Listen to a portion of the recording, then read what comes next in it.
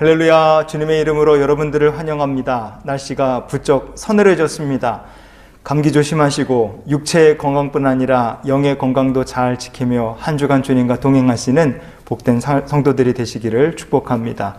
오늘 우리는 지난 시간에 이어서 형통한 삶으로 나가기 위해 성도가 잊지 말아야 될 것이 무엇인지 여호수아의 이야기를 통해서 같이 살펴볼 수 있기를 원합니다. 우리가 형통한 삶을 살기 위해서 지켜야 될 것이 무엇일까? 오늘 말씀을 통해 하나님께서 주신 은혜를 좀 나눴으면 좋겠습니다. 첫 번째는 무엇이냐? 하나님의 말씀과 성도가 점점 가까워지고 나중엔 말씀과 하나가 되어야 합니다. 여호수아 1장 7절 말씀해 보시면요, 오직 강하고 이렇게 하나님께서 말씀하셨어요. 이 히브리어 본문으로 보면 라크, 하자크 이렇게 되어 있습니다. 하나님께서 어떠한 의미로 이 말씀을 여호수아에게 주셨을까? 우리가 생각해 봐야 되겠죠. 도대체 어떻게 하는 것이 사람이 강한 것일까? 오직 강하게 되는 길이 도대체 뭘까? 사람이 어떻게 해야 되는 걸까? 하나님께서 여호수아한테 운동을 해서 체력을 키워라, 근육을 키워라, 이런 의미에서 이 얘기를 하셨겠습니까? 그렇지 않을 겁니다. 오직이다 이렇게 번역된 히브리어가요, 라크라는 말입니다. 이 말씀은 only, 영어로는 only, 오직이라는 뜻도 있어요. 하지만 얇다, 땐이라는 뜻도 있고요, 함께한다, altogether라는 뜻도 이 말씀에 같이 담겨 있습니다. 자, 이 뜻들을 이렇게 같이 조합해서 사람이 강해진다는 것이 어떤 의미인지 우리가 영적으로 한번 생각해 볼 수 있지 않겠습니까? 언제 사람이 영적으로 강해질까요? 만약 우리가 하나님의 말씀과 점점 거리가 멀어진다, 우리가 하나님과 점점 멀어진다, 그럼 어떻게 되겠습니까? 그 사람은 영적으로 강해질 수가 없습니다. 하지만 하나님과 점점 가까워집니다. 말씀과 점점 가까워져요. 라크라는 이 말씀처럼 하나님의 말씀과 내가 가까운 것을 넘어서 아예 하나님과 하나가 되고 말씀과 하나 되는 삶을 살게 됩니다. 그러면 그때 그 사람은 영적으로 강한 자가 되는 것이고 하나님께서 그런 성도에게 형통의 복을 주시는 줄 믿습니다. 창세기에 요셉 이야기가 있죠. 여러분, 요셉은요, 아버지 야곱의 사랑을 독차지를 했어요. 그런데 나중에 형들의 시기를 받아서 애굽으로 노예가 되어 팔려갑니다. 그런데 요셉이 노예로 팔려간 직후에 벌어진 상황을요, 창세기는 우리에게 이렇게 전해줍니다. 창세기 39장 1절부터 3절까지 말씀을 좀 같이 보시겠습니다. 요셉이 이끌려 애굽에 내려가매 바로의 신하 친위 대장 애굽 사람 보디발이 그를 그리로 데려간 이스마엘 사람의 손에서 요셉을 산이라.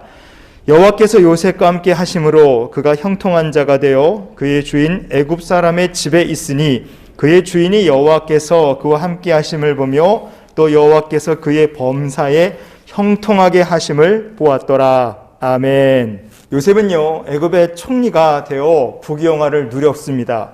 그리고 또 애굽에서 부인을 얻어갔고요, 우리가 뒤에 보면은 이스라엘의 12지파에 들어온 므낫세와 에브라임이라는 자녀들도 얻었어요.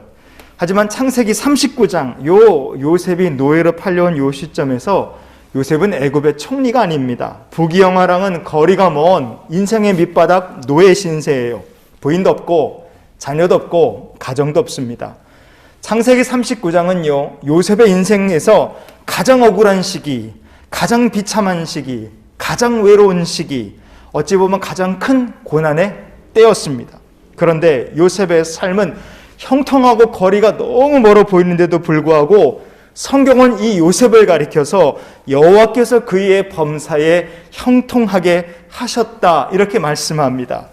부귀영화도 없는 사람, 성공도 없습니다. 노예 신분이에요. 그런데 왜 성경은 요셉의 삶을 형통하다 이렇게 말씀했겠습니까? 요셉이 하나님의 말씀과 밀접하게 합하여 하나가 된 삶을 살았기 때문에 그렇습니다. 고난 중에서도 하나님과 가까이 하나님과 하나 된 삶을 산 요셉의 삶을 하나님께서 특별하게 형통의 복으로 채워주신 거예요. 여러분, 요셉의 인생이 형통한 삶이 될 수 있었던 비결이 간단하다는 것을 우리가 잊지 않았으면 좋겠습니다. 그가 하나님의 말씀을 가까이 했고 말씀과 하나 된 삶을 살았어요. 우리도 똑같이 요셉처럼 살기 원합니다. 요셉이 재수가 좋아서 형통한 삶을 산 것이 아닙니다. 요셉이 노력을 많이 해서 아니면 운이 좋아서 승진을 잘해서 형통한 삶을 살게 된 사람도 아니에요. 요셉의 형통이라는 것은 말씀을 가까이 하고 하나님과 동행하는 삶을 통하여서 얻은 축복의 결실이었다는 것을 우리가 잊지 않았으면 좋겠습니다. 만약에 지금 예배 드리시는 분들 중에 여러분의 삶이 노예로 전락한 요셉의 인생처럼 혹시 여러분이 지금 많이 어려운 상황에 이렇게 놓여 계신 분이 계십니까? 지금 내 상황 돌이켜보면 아무것도 없다. 나한테는 부귀영화도 없고 나에게는 건강도 없고 성공도 보이지 않는다. 혹시 그런 분이 계십니까? 그렇다 할지라도 요셉이 노예로 떨어졌던 인생의 밑바닥에서도 형통한 삶을 살 수 있었다는 것을 기억하시기 바랍니다. 하나님을 가까이, 말씀을 가까이, 생명의 말씀과 하나가 될 때 우리가 강한 자가 되고 하나님께서 우리의 삶을 형통의 길로 인도하여 주실 줄 믿습니다. 형통의 길을 걸어가는 복된 주의 백성들이 되시기를 예수님 이름으로 축원을 드립니다. 두 번째로 우리가 형통한 삶을 살기 위해서 지켜야 될 것은 무엇이겠습니까? 극히 담대해야 합니다. 오늘 말씀해 보시면요, 극히 담대하여 나의 종 모세가 내게 명령한 그 율법을 다 지켜 행하고 그랬습니다. 여러분 이런 말씀을 들어보셨나요? 저 사람 벽창호다, 저 사람 막무가내다, 저 인간은 독불장군이다, 저거 황소고집이다, 꺾을 수가 없다, 이런 말들 아마 종종 들어보셨을 겁니다. 이게 다 사람이 고집이 세다, 말 안 듣는다, 이런 것들을 표현하는 말이죠. 왜 이런 말들이 참 많겠습니까? 사람은 참 지긋지긋하게 다른 사람 말 안 듣기 때문에 그래요. 우리가 예수님 믿기 전까지 우리도 다를 바 하나도 없었습니다. 다 내 뜻대로 살고 내 고집, 내 지식, 내 주관대로 우리가 살았습니다. 그러나 우리가 예수님 믿고 십자가의 보혈로 거듭난 다음에 사람이 바뀌었죠. 어떻게 바뀌었습니까? 내 지식, 내 고집으로 살던 사람이 하나님 말씀, 성령의 인도하심 따라서 사는 사람으로 우리가 바뀌었습니다. 그런 성도를 거듭났다 말하는 거죠. 하지만 안타깝게도 때로는 우리가 하나님 말씀 따라 살지 못하고 우리 뜻대로 또 고집하며 살 때가 있습니다. 형통한 삶으로 우리가 가려면 그러면 당연히 무엇이 필요한지 지금 말씀드린 것을 생각해 보면 정답이 나와 있습니다. 내 뜻이 아니라 하나님 뜻대로, 내 고집이 아니라 주의 뜻대로 우리가 살아야 되겠죠. 그러려면 거듭나야 되고 거듭나기 위해서 하나님 말씀 앞에 우리가 뒤집어져야 됩니다. 지금까지 내가 살았던 고집, 내가 움켜쥐고 있었던 나의 지식, 하나님 앞에 다 내려놓고 그리고 하나님 말씀대로 사는 삶이 되어야 합니다. 그럼 그때부터 하나님의 역사하심이 시작되는 줄 믿습니다. 그래서 하나님께서 여호수아에게 너는 극히 담대하라 이렇게 말씀하셨어요. 이 극히 담대하라, 우리말 성경에 이렇게 번역된 히브리어 본문이 베에마스 메오드라는 말입니다. 이 극히 이렇게 번역된 히브리어가 메오드인데요. 이게 어떤 느낌이냐? 창세기에 보면요, 하나님께서 소돔성의 죄악을 심판하십니다. 근데 왜 하나님께서 소돔을 심판하게 되셨는가? 그 이유를 성경은 이렇게 우리에게 말씀해 줍니다. 창세기 13장 13절 말씀해 보시면요, 소돔 사람은 여호와 앞에 악하며 큰 죄인이었더라 그랬어요. 이 소돔 사람들이 얼마나 악했느냐, 도대체 얼마나 악하길래 큰 죄인이라고 성경이 말씀했겠습니까? 영어 성경에 보면요, 아주 기막힌 표현이 하나 들어있습니다. But the men of Sodom were wicked and sinners before the Lord exceedingly, 이렇게 되어 있습니다. 맨 마지막에 exceedingly라는 말이 있는데요, 이게 대단하다, 과하다, 뭐 이런 뜻을 가지고 있는 말입니다. 죄를요 어느 정도껏 지었다 그러면 하나님께서 소돔을 심판하지 않으시고 용서하실 기회를 주셨을지 모릅니다. 하나님께서 아브라함에게 얘기하시고 의인을 이렇게 찾으시면 용서해 주시겠다고 말씀하셨는데도 소돔성에는 하나님께서 불쌍히 여기실 의인한 사람이 없었어요. 죄도 정도껏 죄가 됐을 텐데 소돔 사람들의 죄는요 수준을 넘어서서 도를 넘어서는 지경이었습니다. 소돔 사람들의 죄는 아주 그냥 베리 그레이트 이 정도 수준이 아니라 베리 그레이트이 아니라 한참 아득히 위에 익스딩하게 그들의 죄는요 차고 넘치는 수준으로 죄를 짓고 살았던 것입니다. 그래서 창세기 13장 13절에는요 히브리어 성경으로 보면 메오드라는 말이 그 문장의 맨 뒤에 딱 등장합니다. 하나님 보시기에 소돔 사람들의 죄가 벨이 그레이시 아니라 꽉 차서 넘치는 익시딩 할 정도로 참을 수 없는 수준까지 그들의 죄가 도달했다는 뜻입니다. 여러분, 하나님께서 여호수아에게 극히 담대하라 그렇게 말씀하셨어요. 여기에도 매우드라는 말이 나옵니다.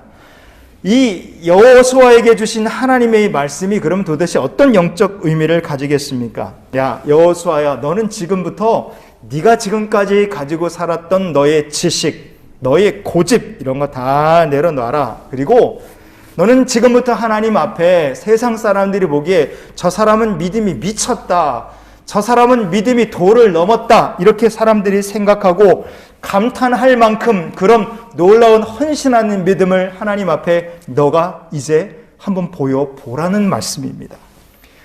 인간의 한계가 있어요. 지식과 고집을 뛰어넘고 그 고집과 지식을 돌파하는 믿음을 하나님 앞에 여호수아야, 너가 이제 보여줘라.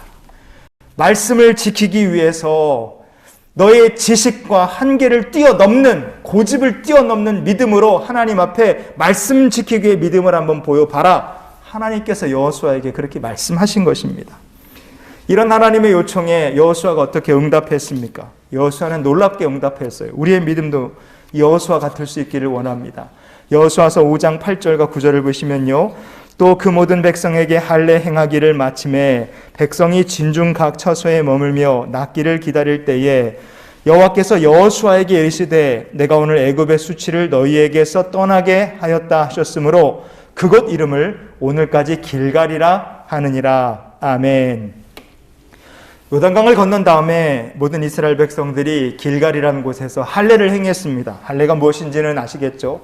이 정말 괴롭지 않습니까? 만약 적들이 그 괴로운 상황에서 쳐들어온다, 그러면 이스라엘 백성들은 제대로 싸워보지도 못하고 다 죽는 겁니다. 하지만 여호수아는 하나님의 말씀을 의지했습니다. 그래서 할례를 요단강을 건넌 다음에 행하는 거예요. 인간의 지식, 인간의 고집을 뛰어넘는 믿음으로 여호수아가 하나님께 응답한 겁니다. 그러자 성경은요, 여호수아와 이스라엘 백성들이 할례를 받은 그곳을 길갈이라 이렇게 우리에게 알려줍니다. 길갈이라는 게 돌이 굴러간다 이런 뜻이에요. 굴러가는 돌, 낙석 혹시 보신 적 있으세요? 여러분, 낙석 돌이 굴러 떨어지면 그거 어마무시합니다. 막을 수가 없어요. 거기 깔리면 다 죽고 앞에 막히는 거였으면 다 박살납니다. 굴러가는 돌이라는 게 강력한 파워가 있고 거칠 것이 없습니다. 그래서 담대하고 이렇게 번역된 히브리어 에마스라는 말에는요, 담대하다는 뜻도 있지만 파워라는 뜻이 같이 들어 있습니다. 하나님의 역사하심은 사람이 막을 수 없습니다. 거침없이 굴러가는 돌처럼 파워가 있고 강력하고 하나님이 그렇게 놀랍게 역사하십니다. 성도 여러분, 이렇게 여기를 정리해 볼 수 있습니다. 인생에는 고난이 있습니다. 어떤 고난은 우리가 해결할 방법이 없어요. 그래서 우리가 그런 고난을 만나면 어려움 앞에서 위축이 됩니다. 하지만 우리가 내 고집, 내 지식 다 내려놓고 믿음으로 하나님을 의지하면 하나님께서 어떻게 하시겠노라 약속하셨습니까? 전능하신 하나님께서요, 앞서가시는데 바위가 굴러가는 것처럼 우리 앞을 가로막고 있는 모든 고난과 사망의 권세까지도 하나님께서 밀고 나가시는 줄 믿습니다. 그 하나님께서 바위같이, 태산과 같은 바위같이 하나님께서 밀고 나가시고 앞서가신 하나님을 따르는 성도는요, 극히 담대한 믿음으로 하나님을 따라갈 수 있는 것입니다. 성도 여러분, 우리는 정말 많은 어려움들을 헤치고 나가야 될 시대를 살고 있습니다. 우리 힘으로는 다 해결하고 다 헤치고 나갈 방법이 없죠. 그러나 하나님께서 우리 앞에 태산같이 큰 바위로, 그리고 하나님께서 그렇게 밀고 나가시면 그 뒤를 따라가는 성도의 삶은 반드시 형통한 삶으로 인도함 받게 될 줄 믿습니다. 어떤 어려움이 우리 앞을 가로막고 있다 할지라도 내 힘이 아니라 정말 전능하신 하나님의 힘을 의지해서 헤치고 나아가 마침내 형통의 땅에 이르는 저와 여러분 될 수 있기를 예수님 이름으로 축복을 드립니다. 마지막으로 우리가 형통한 삶을 살기 위해서 지켜야 될 것이 무엇이겠습니까? 꼭 잊지 말아야 될 것입니다. 바로 믿음의 경주를 계속 달리는 것입니다. 여호수아 1장 7절 말씀해 보면요, 우러나 좌러나 치우치지 말라. 그리하면 어디로 가든지 형통하리니. 아멘. 치우치지 말라 그랬어요. 이 치우치지 말라고 번역된 히브리어 본문이요, 알타스루라는 말입니다. 이 알이라는 말은 하지 말아라, 낫이라는 뜻이고요. 타수르라는 말은 뭐 이쪽으로 꺾든 저쪽으로 꺾든 한쪽으로 방향을 다른 쪽으로 돌리지 말아라, 포기하지 말아라, 그 길에서 떠나지 말아라, 그런 뜻을 가지고 있습니다.